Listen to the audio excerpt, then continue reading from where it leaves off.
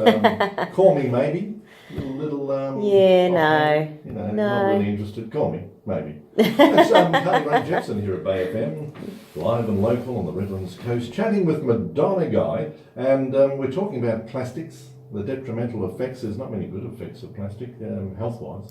No. But, we can't avoid it, can we? No. It's everywhere. So how do we look after ourselves? Yeah, so really, this is probably, once again, it's the area where naturopaths are, it's more our specialty than some other professions. So basically, you've got to keep your liver and kidneys functioning. So, we've talked in the past about the filters of your body. The first filter of your body is the gut. So is your gut actually absorbing the toxins or is it taking them out?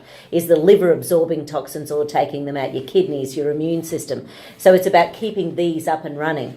So when I talk herbal teas, I'm always talking organic, by the way. Things like green tea is great for phase 2 liver detoxification.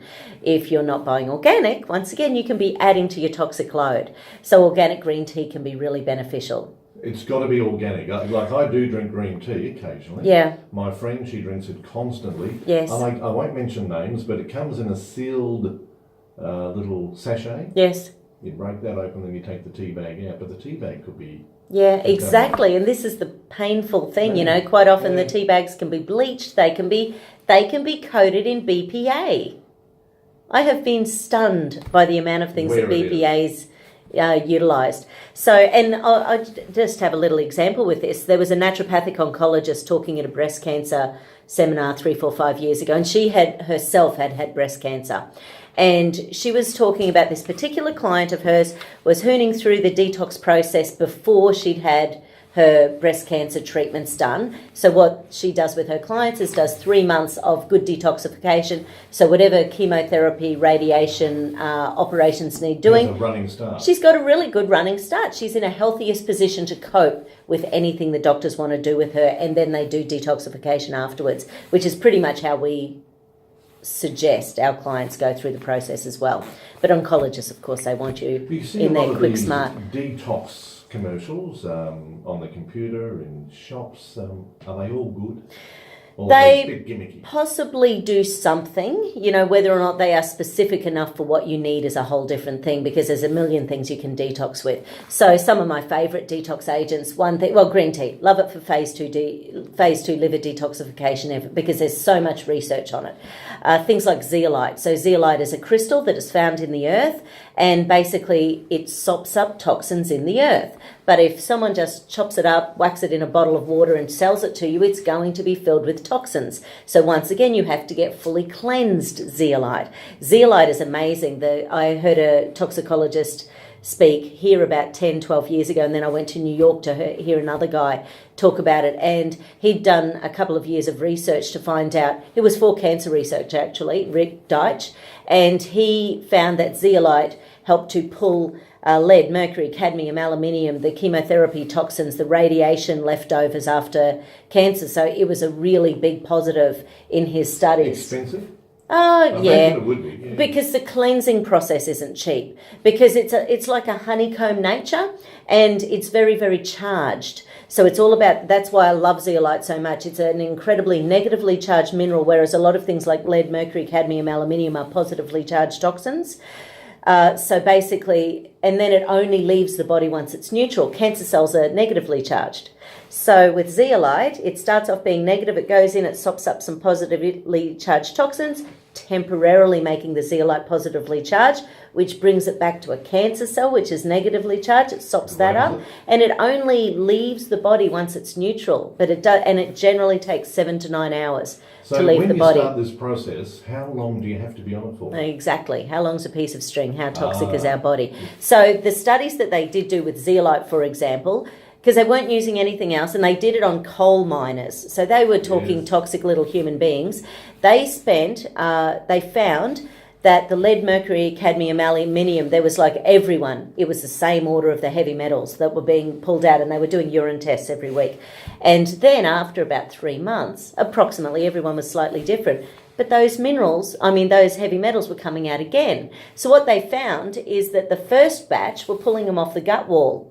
So once the gut took 3-4 months to cleanse, then it started coming out of the deeper Other tissues. organs. So therefore, you know, and I always chat to clients about this. This isn't easy. I spent 2 years detoxifying mercury from my. It's one of the reasons I'm not into vaccines, because I have spent 2 years detoxifying mercury for myself.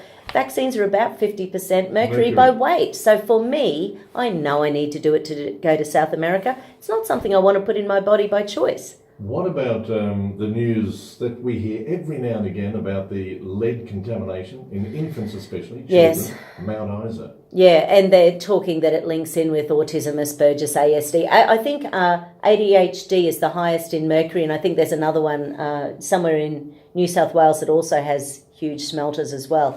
But yeah, no, and once again, zeolite can be helped to pull those things out. Well, a friend of mine, his son worked up there underground Yes. as a tradesman for, I think nearly 2 years. Yeah. Now, he's back in the real world, but his lead levels, when he last had a checkup, he has to have another one, his lead levels were extremely high. Yeah. And this is just part and parcel of the course, I think. If you go into these mines, you've got to expect to be maybe contaminated. And it's sort of and it's a bummer if they find it, because your bloodstream wants to be the cleanest of anything in your body, because it's your lifeblood, literally. So therefore, as soon as there's toxins in your bloodstream, your body is doing everything to pull those toxins out and either pee it out, poop it out, or store it in your body. So it can be drawn to the nerves in your body, which are also highly charged. So they've got a charge. It can be pulled into your fat tissue, and it's the fat tissue heavy metals that have been linked in with diabetes. Slow process of your body shutting down, which you probably don't notice until it's too late. Exactly. And that's why, you know, when people have blood tests and it shows that everything's okay, like just say his lead levels were okay, doesn't necessarily mean they're okay. It just means they're not in the blood anymore. It doesn't mean they're not in the brain or the nerves or the muscles or the organs. It's at an acceptable level. Yes. Standard level, which could be for that particular body extremely dangerous. Yes, exactly. And things like heavy metals, because they are so charged, they create like a low level inflammation, and then your body can even. So some people get quite overweight when they're toxic, and they don't even realize it. So their body can be creating fat in order to sop up the toxins. That could be my problem. So detoxing can help in weight reduction. Absolutely. And vitamin C, absolutely. In fact, they did a big study on people with BMIs over 40. So we're talking grossly obese people. And we were talking people who had about 60, 70, 80% of their body was fat tissue. So, and what they did was a 5-year study of morbidity, and they compared the people who did detoxification through that 5 years compared to the people who did not do detoxification. And they found that the people who did not detox had the same morbidity levels as the people who didn't lose weight. So losing weight without detoxifying, and I'm talking really overweight people, but losing weight without detoxing is dangerous.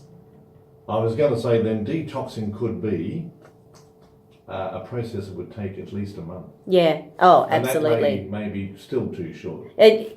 We tend to put people on 9-month programs for detoxing. Yeah, it's a long time. So because you can't detox each organ at the same time. It just doesn't work like that.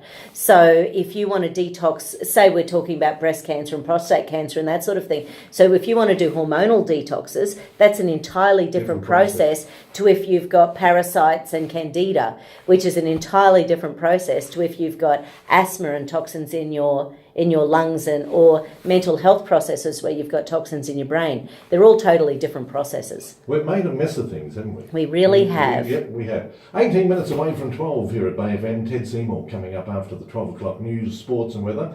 We're chatting with Madonna Guy down there at Wynnum, and we'll be back in a moment to talk about what processes we can handle and look after you at the clinic. Beautiful. Right after this.